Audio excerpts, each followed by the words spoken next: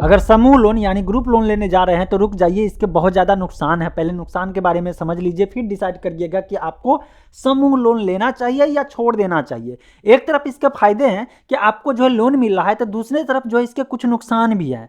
आपको फायदे और नुकसान दोनों को समझना चाहिए, फिर डिसाइड करिएगा कि आपको लोन के लिए आगे बढ़ना है या यहीं पर डिसीजन छोड़ देना है, नहीं लेना है आपको लोन। दोस्तों सबसे पहले तो ये समझ लीजिए कि आखिर ये ग्रुप लोन होता क्या है। ग्रुप लोन जो है फाइनेंशियल इंस्टीट्यूशन, जो माइक्रो फाइनेंस कंपनी होता है, उसके द्वारा जो है छोटे छोटे अमाउंट में गांव में कुछ महिलाओं का ग्रुप बना करके जो है उनको लोन प्रोवाइड किया जाता है, ताकि वो स्वरोजगार कर सके, उस पैसे को इस्तेमाल करके अपना लिविंग स्टैंडर्ड बढ़ा सके। बात यह दोस्तों कि अपने देश में जो है फाइनेंशियल इंस्टीट्यूशन जो है हर जगह पहुंच सके, इसके लिए कॉन्सेप्ट लाया भारत सरकार ने कि माइक्रो फाइनेंस कंपनी खोला जाए, और वो उस टाइप के इंस्टीट्यूशन जो होंगे जिसको MFI मतलब माइक्रो फाइनेंस इंस्टीट्यूशन कहते हैं, इनका काम रहेगा कि गांव कस्बे में पहुंच करके जिनकी पहुंच जो है बैंक तक नहीं है या बड़े NBFC तक नहीं है या उतने तक का जो है एक तरह से लोन नहीं ले सकते, उनको जो है छोटे छोटे लोन दिया जाए, ताकि उन पैसे को लेकर के जो लोग हैं उस पैसे का इस्तेमाल करेंगे अपना लिविंग स्टैंडर्ड बढ़ाने में, स्वरोजगार करने में, ताकि कि उनका जो है एक तरह से पैसे की ओर जो है समझ बढ़ सके। लोगों के पास पैसे नहीं होने के कारण बेरोजगारी की समस्या बढ़ती है, और जब हाथ में पैसा नहीं रहता है तो कुछ दिमाग भी काम नहीं करता है, और जब आपके हाथ में पैसा दे दिया जाएगा तो कुछ न कुछ काम धंधा करने का जो है आइडिया आना शुरू हो जाता है। ये बात तो आप मानते हैं। इसी चीज को देखते हुए जितने भी माइक्रो फाइनेंस इंस्टीट्यूशन है, ये लोग जो है गांव गांव में घूम घूम करके ग्रुप लोन देना शुरू किए। ग्रुप लोन में कुछ महिलाएं होती है, सारे महिला मिल करके जो है ये एक डिसाइड करते कि इतना अमाउंट जो है सबको दिया जाएगा, ये लोग मिल करके फिर जो है इसका जो ब्याज होता है इसको चुकाता है। इस तरह से ये इंस्टीट्यूशन काम करता है। लेकिन धरातल पे सच्चाई कुछ और हो रहा है। जो महिलाएं या जो लोग लोन लेते हैं ये ग्रुप लोन, वो भी परेशान है किससे? रिकवरी एजेंट से। और रिकवरी एजेंट परेशान है, जो लोग लोन लेते हैं इससे, मतलब दोनों के दोनों परेशान हैं। तो भाई साहब जब दोनों के दोनों परेशान हैं तो इसमें खुश कौन सा है, ये समझना बहुत जरूरी है। और क्यों दोनों के दोनों परेशान होते हैं ये भी समझना बहुत जरूरी है। तो चलिए समझते हैं। असल में बात यह है कि ये जो माइक्रो फाइनेंस कंपनी होता है ना, ये लोग जो लोन देता है 50,000 तक, 10,000 तक, 20,000 तक, बाद में जाकर बढ़ाते बढ़ाते 80,000, मतलब शुरुआत में आपको जो लोन प्रोवाइड कराया जाएगा वो बहुत कम अमाउंट का रहेगा, 20,000 25,000 हुआ। जब आप उस लोन को चुका देंगे समय से तो फिर आपका जो है और अमाउंट बढ़ा दिया जाएगा लिमिट, और इसके इस तरह से 50,000 होगा, 80,000 होगा, 1 लाख होगा, 1.5 लाख होगा। ये कैसे होता है? जस्ट लाइक सिविल स्कोर की तरह। जैसे कि जब सिविल स्कोर आपका बढ़िया चलता रहता है, इसका मतलब पहले लेन देन आप बढ़िया कर रहे थे, तो कोई बैंक वाले उठता है और आपको जो है 10 लाख का, 20 लाख का, 50 लाख का जो लोन दे देता है। अगर सिविल स्कोर शुरू में ही खराब हो जाता है, मतलब कहीं ना कहीं आप लेन देन किए और गड़बड़ कर लिए, पैसा नहीं दिए, तो बैंक वाले आपको 5 लाख रुपया भी जो है लोन देने के लिए तैयार नहीं होता है। सेम टू सेम जो है माइक्रो फाइनेंस कंपनी में भी होता है। ये लोग रिकॉर्ड देखते हैं कि हाँ आप चुकाए या नहीं चुकाए, चलिए यहाँ तक तो हो जाता है। लेकिन परेशानी कब होता है? असल में आपके लिए अगर आप लोन लेने जा रहे हैं तो आपके लिए सबसे ज़्यादा परेशानी ये होगा कि इसका रेट ऑफ इंटरेस्ट जो होगा ना बहुत ज़्यादा हाई होगा, बहुत ज़्यादा हाई होगा। लेकिन इसका बेनिफिट ये है कि बिना कोई कोलेटरल का लोन मिलता है। मतलब ये आपको कोई डिपॉजिट या सिक्योरिटी जमा नहीं करना पड़ता है। जैसे होम लोन लेने जाता है तो लोगों को अपना जमीन गिरवी रखना पड़ता है ना, या अगर कोई म्यूचुअल फंड के अगेंस्ट में लोन लेने जाता है तो म्यूचुअल फंड को गिरवी रखना पड़ता है।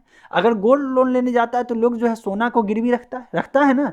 लेकिन यहाँ पे जो माइक्रो फाइनेंस कंपनी है, ये लोग जो है कोई चीज डिपॉजिट नहीं रखता है, कोई चीज गिरवी नहीं रखता है, मतलब कोलेटरल फ्री लोन प्रोवाइड कराता है। तो यहाँ पे मुद्दा ये हो जाता है कि यहाँ पे रिस्क आपका नहीं है, बल्कि जो कंपनी लोन दे रही है, जो माइक्रो फाइनेंस कंपनी लोन दे रही है, ये इंस्टीट्यूशन का रिस्क बढ़ जाता है कि वो पैसा जो है मार्केट में लगा रहा है, रिकवरी होगा या नहीं होगा इसकी कोई गारंटी नहीं है। ये पूरा का पूरा डिपेंड होता है कि मतलब कि एक तरह से कह सकते हैं जुआ खेल रहा है ये कंपनियां, कि चलो इन लोगों को लोन दे देते हैं, हो सकता है कि ये लोग वापस कर दें। तो ये रिकवरी एजेंट जो होते हैं ना, इन लोगों के ऊपर बहुत ज्यादा प्रेशर होता है कि पैसा रिकवर करके लाए। इसीलिए ये लोग जो है माइक्रो फाइनेंस कंपनी जो है ये रेट ऑफ इंटरेस्ट हाई रखता है, ताकि अगर डूब भी जाता है तो इनको नुकसान कम से कम हो सके। अब आपके लिए क्या नुकसान है? आपके लिए नुकसानदायक ये हो जाता है कि आपको ज्यादा से ज्यादा ब्याज चुकाना पड़ता है।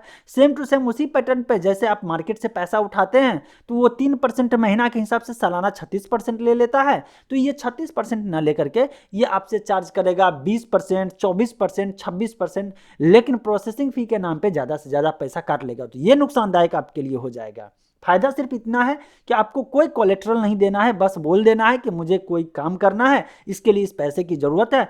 सब लोग जो मेंबर हैं सब लोग मिल करके डिसाइड करते हैं, फिर पैसा उठता है, पैसा ले करके फिर कोई काम धंधा करने जाता है। लेकिन जब पैसा उठता है तब असल खेल शुरू होता है, प्रॉब्लम शुरू होता है। लोग पैसा लेकर के जिस गांव में दिया जाता है, जिस टोला मोहल्ला में ये लोग पैसा छींटते हैं, मतलब पैसा को मार्केट करते हैं, एक तरह से लोन देते हैं। अब खेल होता है कि इन लोगों का सोच जो है, पैसा तो मिल गया लेकिन सोच डेवलप नहीं हो सका। ये स्वरोजगार क्या करेंगे, बल्कि उस पैसे का मिसयूज कर लेते, क्योंकि उनको मनी मैनेजमेंट नहीं आ रहा होता। जब मनी मैनेजमेंट और फाइनेंशियल लिटरेसी नहीं रहेगा तो पैसे का नुकसान हो जाएगा। नुकसान हो जाएगा तो उसमें से कुछ मेंबर तो समझदार होते हैं, वो पैसा चुका देते हैं, लेकिन कुछ मेंबर जो है लेकर के पैसा बैठ जाते हैं। अब रिकवरी एजेंट पर प्रेशर पड़ता है कि भाई पैसा रिकवर करके लाओ, क्योंकि पैसा रिकवर करके नहीं लाओगे, तुमने जो है पैसा दिया है, तुम्हारा ही काम है रिकवर करके देना, अदरवाइज तुमको सैलरी नहीं मिलेगा। अब रिकवरी एजेंट का हालत ये हो जाता है कि आपके बदले में जो है कभी कभी ये लोग अपने जेब से पैसा लगा करके जमा कर देते हैं, ताकि बाद में आप दे दीजिएगा तो इनके ऊपर कोई एक्शन नहीं होगा, क्योंकि इनके ऊपर प्रेशर रहता है। तो भाई अब बेनिफिट किसको है, बेनिफिट ओवरऑल जो है, या तो आप जो लोग पैसा लेकर के बैठ जाते हैं उनको टेम्पररी बेनिफिट है, लॉन्ग टर्म में बेनिफिट नहीं है। लेकिन जो कंपनी पैसा लगाती है ना, ये पहले इतना ज़्यादा rate of interest high charge किया रहता है कि पैसा लगभग रिकवर हो जाता है, जिसके कारण से बाद में जो भी आता है वो प्रॉफिट ही होता है। तो ओवरऑल मेन कंपनी जो पैसा मार्केट में लगाती है बेनिफिट उसी को मिलता है, बाकी दोनों लोग परेशान होते हैं। अब अगर आप समय से पैसा दे भी रहे हैं तब भी लोग गाली क्यों देते हैं, तो कुछ रिकवरी एजेंट जो है छिछोरा टाइप का हो गया है। ये लोग जानबूझ करके, जब जानता है कि फीमेल है ना, तो उसके यहाँ जानबूझ कर ज़्यादा आना बैठना, इसके बाद जो है जानबूझ करके जो नंबर ले लेना, उससे बात करना, इस टाइप का काम करते हैं, तो लोग परेशान हो रहे हैं। तो इसका इलाज तो महिलाएं कर भी रही है, वैसे वैसे सबक भी सिखा रहे हैं, इसका वीडियो तो मार्केट में आ ही रहा है। लेकिन ओवरऑल जान लीजिए, अगर आप माइक्रो फाइनेंस से लोन लेने जा रहे हैं तो आपको सचेत रहना है, पहले से डिसाइड कर लीजिए कि रेट ऑफ इंटरेस्ट से सेटिस्फाइड है या नहीं है।